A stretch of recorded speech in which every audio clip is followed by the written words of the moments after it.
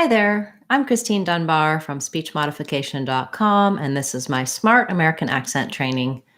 Welcome to our Friday live question and answer class. Please feel free to leave your questions at any time in the chat. I will answer them for you live.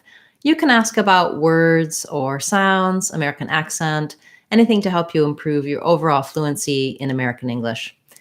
At the start of class today, I want to talk about some words with R diphthongs, the ear, air, ire, and our sounds. And we're also going to talk a little bit about some homophones, so words that have different spelling, different meaning, but the same sounds. So first off, our first pair is here and here. So this kind of here as in location. I'm here, he's here now, here, not there. And here as in hearing, what I can hear with my ears. Both have the ear diphthong, which I will often rewrite with the word ear, the E-A-R spelling. As you can see, obviously we can also spell that with E-R-E or E-A-R like in here. Recently, I covered all of the R diphthongs in 2 videos. There's a short version that shows you different sample words and basically how to make those different diphthongs. And then there's a longer explanatory video. So after class, I'll put a link to those videos in the comments if you would like to get more details on how to pronounce these R diphthongs like ear and air. Oh, this one I meant to write this kind of hair, H-A-R-E. So hair, like the hair on your body, and hair like a rabbit, also have the same pronunciation. That's the air diphthong. I often rewrite that one with the word air because that's one of the ways that we spell air. We also spell it with an A and an R-E, like in care, etc. We can also spell it, excuse me, with E-R-E, like in where and there. So just because I see E-R-E doesn't mean it's going to be the ear sound. We also have that same spelling for the air sound. So not only do you need to look at how the word is spelled, but also what are the vowel sounds. And so air can be spelled different ways, and different spellings can have different sounds. It can be confusing, but for many of these everyday words, you're probably saying them correctly. It's typically better to learn how they sound, then learn how to spell them, also learn some symbols for the words. When we talk about the ire diphthong, we often spell that with I-R-E, like in fire and tire. And in some cases, we also spell it with I-G-H-E-R, like hire. So these two, hire up in the sky and hire someone for a job, have the same pronunciation. Then we also have the words our and hour. And in this case, we don't say the H sound. So these others have the H sound at the beginning. In our and hour, it's just the our diphthong. So this is hour as in the possessive pronoun, hour as in a unit of time. We also often spell that with O-W-E-R, like power and flower. Also, yeah, a good example here for this one, flower and flower have the same pronunciation. So the our diphthong. When it comes to, these are actually triphthongs, where we're going from that ah position to the ow and then back to the So that's our, and then ire, we're going from the ah to the e like I, and then ending in our sound. So my other video talks about all of the positions and how we glide in from ear, air, or our, etc. But I just wanted to tie that in with the spelling of these words. I am working on a series of shorts that talk about the letters ER, the letters AR. So we have the letters, a new video releasing tomorrow for the letters AR and all the different sounds they can say. And last Saturday, I released a video for the letters ER and the different sounds they can say. So we have letters and sounds. It's just a good way to start thinking about your pronunciation on some of the more basic words that you might not realize have some differences because they have those unusual spellings, and these R sounds. Okay, so please feel free to ask any questions you might want to know about for words or for sounds, and I'll answer them for you now. We have a question about whether I have a complete course for pronunciation, and yes, I do. I have several. I will say the one that's going to relate to sounds and pronunciation for fundamentals is my Sounds of English course. If you go to our website, speechmodification.com, you'll see information about different types of training we offer, and you'll want to go to the courses page. You can view all of the courses. The comprehensive course for pronunciation is the Sounds of American English course, and that walks you through all of the different sounds, how they're spelled, accent patterns you might have on them, and how to correct them. It's a great starting point for fundamentals of pronunciation. And then if you're looking more at pronunciation for the American accent, I recommend my 6-week course. This one will walk you through, again, patterns of English and then how to practice and begin to change and apply what you've learned about pronunciation across patterns. So often we have certain sounds that are more difficult, right? The R sound or the TH sound or maybe vowels. Those need to be worked on in terms of the sounds, but then we also have patterns in our speech that come from our native language. So if my native language is Spanish, I'm going to have some typical patterns because of the rules for Spanish versus the rules for English. Same is true from any language to any language. That's why we have accents. And so looking at pronunciation in terms of your accent, it's good to work on those types of patterns, and you can check out those courses. I also have a number of free materials on speechmodification.com on our free practice area. Okay, I will keep talking about some other topics. Do feel free to ask your questions at any time, and I'd love to answer those for you today. I will be covering this in a future class. Okay, we do have a question, so I'll come back to my point. Question about the word patent. Can I pronounce it with a stop T as in Britain, or is it more common with the true T? So the word patent, I would say you can definitely pronounce that with a stop T, and people do. So they'll say patent. It's like the word important. This is one that I have a specific video for and many people ask about, where we have the stopped T and then an NT ending. So in patent and important, we don't really make a vowel for that E or for that A. So what you want is you go up for your T in pat, and then you just make another stop T on this NT. So you're going to do a very short N, patent, or important. It's hard to do, but that's what you're hearing when you don't hear Americans saying important or patent. They say patent and important. And then the same thing happens, as you said, in Britain or button. We do that stop T and a very short syllabic N. In this case, we also have another T. Yeah, so I do have a video and lessons for the stop T, for the syllabic N. These may help you with these words and others with those patterns. Great question. Thank you. Okay. Let's see. What else should I talk about today? Not a lot of questions so far. Do feel free to ask your questions as you go. Perhaps I'll take a look at some of our recent requests. So I am working my way through a list of requests. People have been asking about specific words for our Word of the Day series. Each day we have a new video for Word of the Day. I talk about the pronunciation, break it down in detail for you. And if you made a request for that, it's still, I'm working on it, it's still coming through.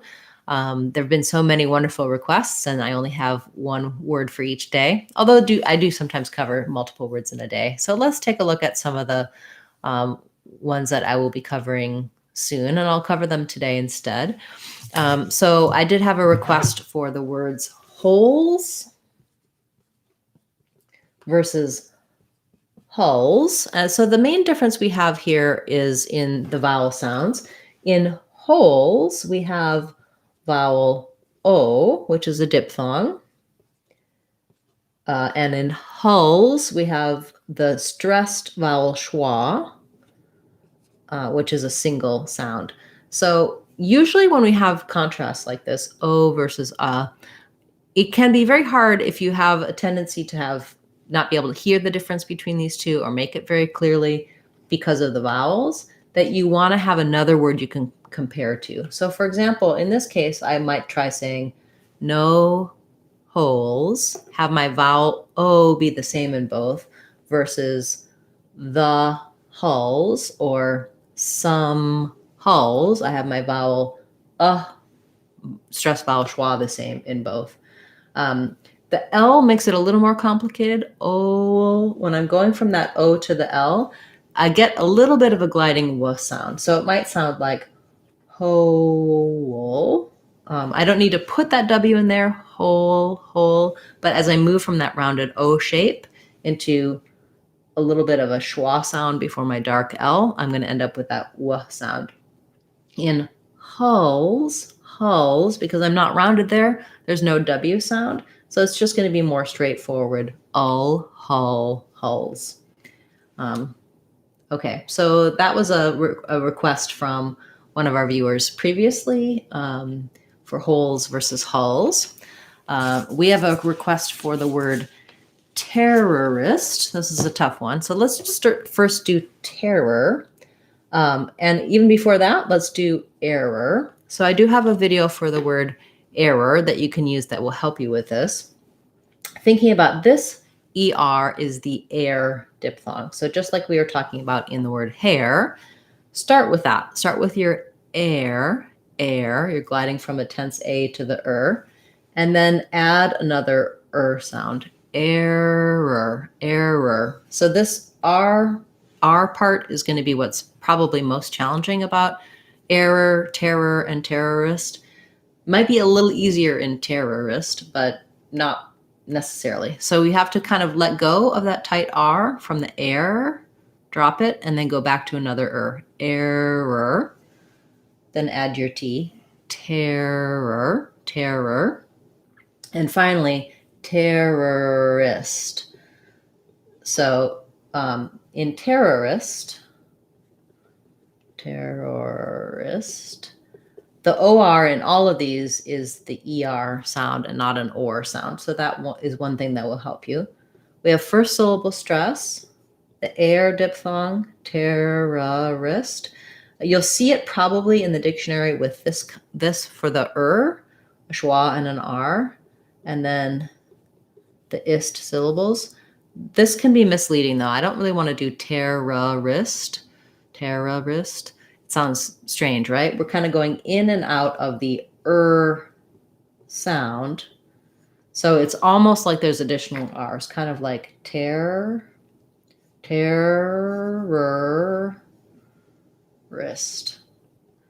I don't want to overdo it like terrorist, too many R's, but I do need to kind of slide in and out of the R sounds. So thinking about it like errorist. You can do error and erist.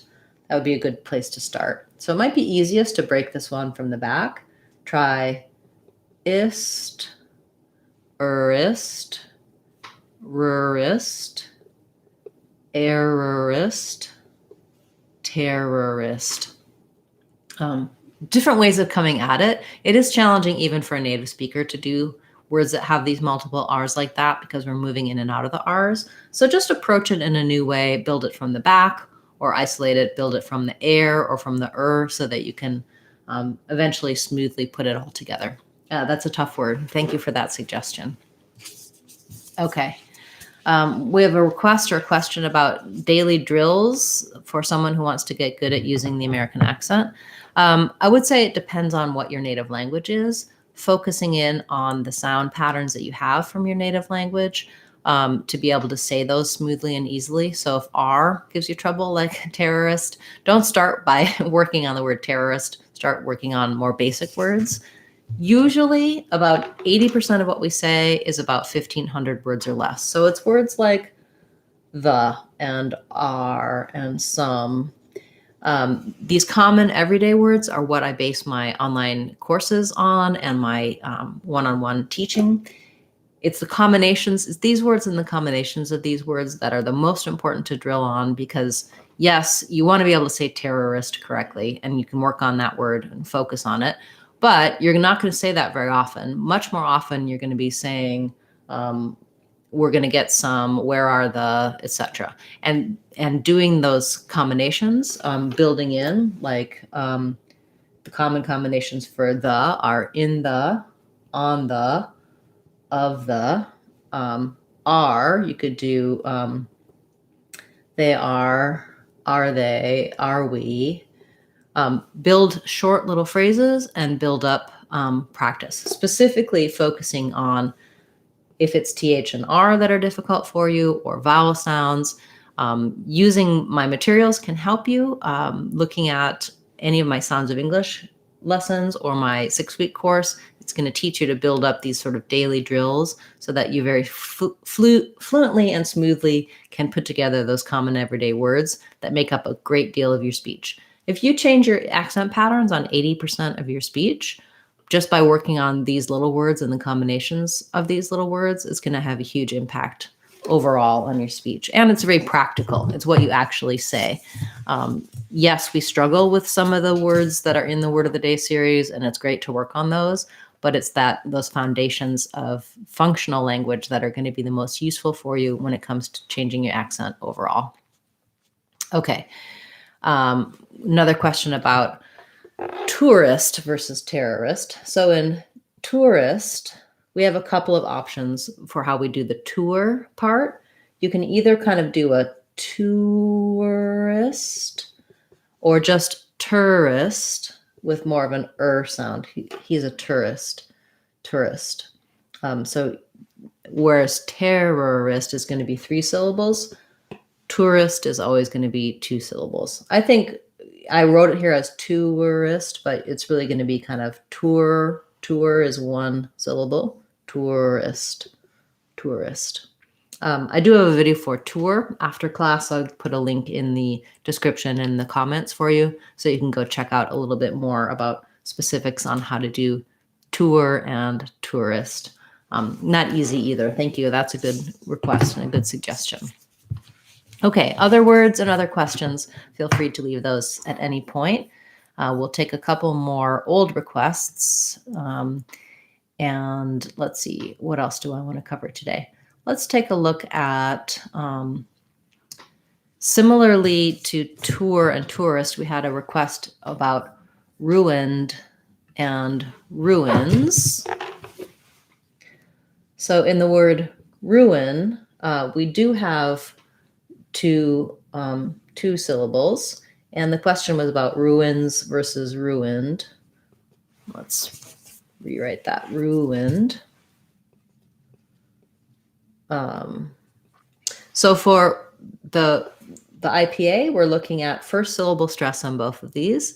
The letter U says the oo sound, and the letter I says the I sound. Ruins with a Z. Because just like I was talking about before with the rounding with holes, in ruins, oo is also a rounded vowel. And so when I'm moving from the oo to the I, ruins, there's going to be potentially a little bit of a glide in there. So I would write that as ruins, and think about it having a little bit of a glide, ruins. And then when we're looking at ruined, it's the same. It's just instead of a Z sound, I'm going to have ind, my D ending. Ruined. You do probably release that D. No, not necessarily a stop D. You're going to have a little ruined. And then ruined it, ruins it. Practice both of them linking, ruins it. So you have your Z sound, ruined it. That's going to help you put that extra sound after your N in ruins and ruined. Okay, great. Let's see. Question about tongue exercises for presenters and speakers. I would say it's more practical if you want to be a good speaker and a good presenter to work on some of the pieces that have to do with knowing what your message is and voice rather than tongue. If you have accent patterns, of course you have to do generally speaking exercises. And there's a few different patterns where maybe specifically practicing some words and some tongue movements will help you. But generally, speech movements, practicing speech for them is going to be most functional. Unless you have some kind of motor damage from a brain injury and you need specific work on your tongue movements, it's really about using words and putting combinations of words together. So if you're trying to improve yourself as a public speaker, working on having a good message, practicing what you want to say, and also being able to speak spontaneously without a plan so that you can formulate, use simple, clear, and understandable language, try to be as concise as possible, and learn to deal with any nervousness that you might have from speaking. So learning about breathing, learning about projecting your voice, all of these different elements will help you become more confident when you're going to speak. And working on your accent separately tends to help you be more confident when you're speaking as well. Because if you know people are going to be able to understand you, and if your focus is on being clearly understood, that's probably the most important part of being a good speaker. If people are having to work really hard and are struggling to understand you, it's going to affect how they behave as an audience, which is going to affect how you feel as a speaker and affect your confidence. So in my experience, most of my clients that I work with on accent and public speaking, when they begin to work on their accent, they feel more confident in that public speaking. And then also they can develop a few specific skills for public speaking as well. I do have some lessons for this on speechmodification.com in our free practice area. So you might want to check that out. Okay. We have a question. The same word, plural, two pronunciations like tourist. Sorry, I'm not sure I understand your question there, English Vibes, about, oh, I see. You're asking about the word plural, not about the plural of tourist. In plural, it is, there are two pronunciations of plural. So you might have it a little bit more plur with just an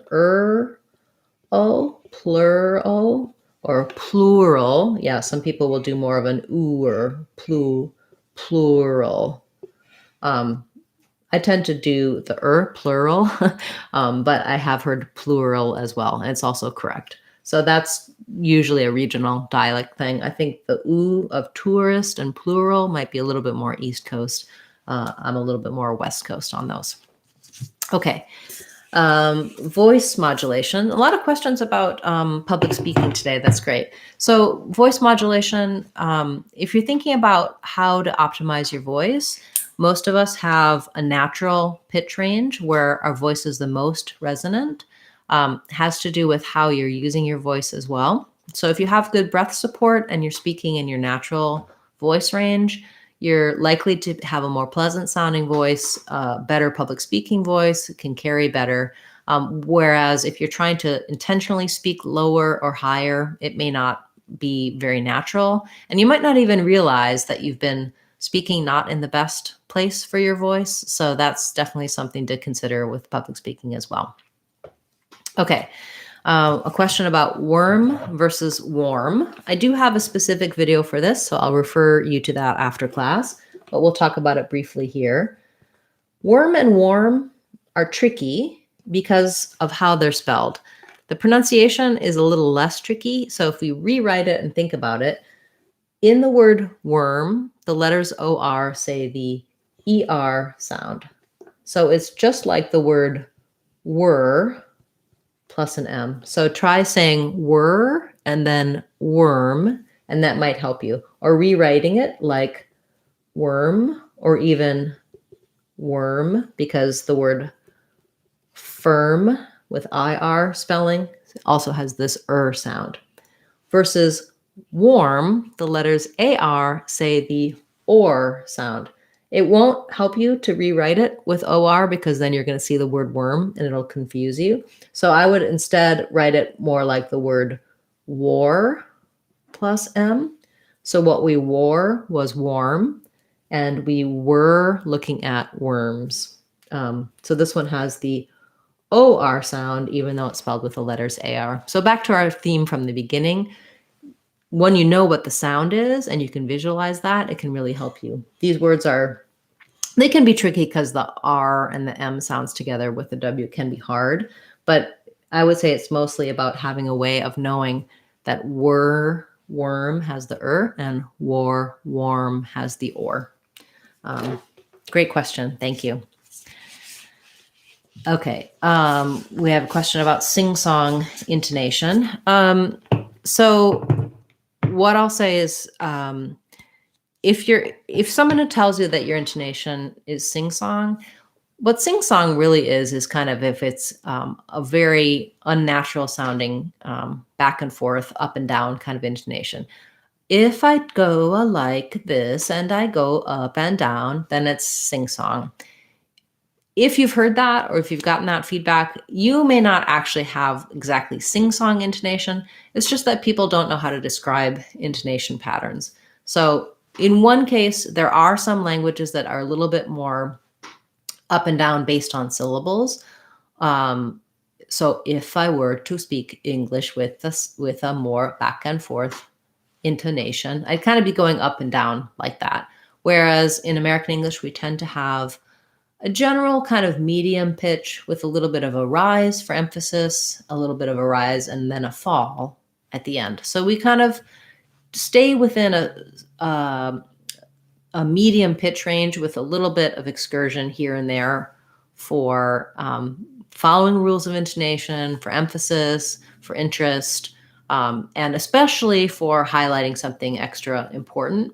And so looking at the meaning of the phrase is how we dictate our intonation versus some languages are going to be a little bit more straightforward with the ups and downs, have more to do with how to say specific words, and it doesn't matter so much for the sentence. So learning about the intonation patterns in your native language and then learning just some of the basic rules of intonation for American English can really help you in order to kind of eliminate that if you have an issue with that.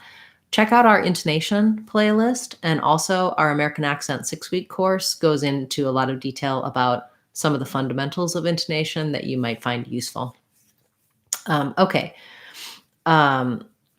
So yes, sing-song intonation, probably you want to avoid it in an American accent. We would use that more for a cartoon or a certain, it's not really part of how we convey meaning with intonation in English, which is really what you want to be able to do to have an American accent. Okay, great. I see a word here which I don't recognize. So maybe your word, it looks like ABSQUATULTE. Let's look in the dictionary, see if that's a real word, or maybe you have a typo there. Certainly there are many words I don't know. So it's not just because I don't recognize it doesn't mean it's not a real word. The dictionary I tend to like to use is the Oxford Learner's Dictionary. You can look on my website as well, and there's some resources there for you. So your word was ABS QUA.